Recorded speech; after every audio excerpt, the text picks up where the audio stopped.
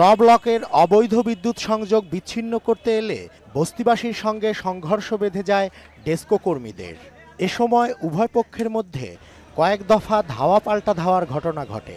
ভয়ে দৌড়ে পালাতে গিয়ে পানিতে ডুবে মারা যান খালেক নামের এক ব্যক্তি। উত্তেজিত বস্তিবাসী ভাঙচুর করে ডেসকো ও পুলিশের 7টি গাড়ি। হামলায় আহত হন এক পুলিশ সদস্য ও 4 জন ডেসকো কর্মী। এখানে এসে পৌঁছার সঙ্গে সঙ্গে ওরা এমনভাবে মৌসকের মতো ধরছে, মারা শুরু করছে। মানে প্রথমে আমাদের গ্যাংয়ের লোকজনকে মারতেছিল, পুলিশ সেভ করতে গেছে, পুলিশকেও পুলিশ পড়ে গেছে। তারপরে লোকজনকে আমাদের ভীষণভাবে মারপিট করছে। তাতে 5 জন হাসপাতালে আছে, আমাদের ডেসকোর 5 জন, পুলিশের 1 জন। পরে অতিরিক্ত পুলিশ এসে পরিস্থিতি নিয়ন্ত্রণে আনে। 40 জনকে আটক করে পুলিশ। কিছু দুষ্কৃতিকারী তাদের উপর আক্রমণ করে এবং আমাদের পুলিশের সদস্যও ছিল, তো পুলিশের সদস্যদেরকেও আক্রমণ করে। আমাদের পুলিশ সদস্য ইনজুর্ড হয়েছে, মারাত্মকভাবে ইনজুর্ড হয়েছে।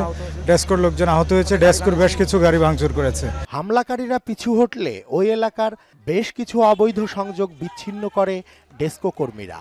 এ ব্যাপারে রূপনগর থানায় অজ্ঞাতনামা 400 পুরুষ মহিলার বিরুদ্ধে মামলা হয়েছে।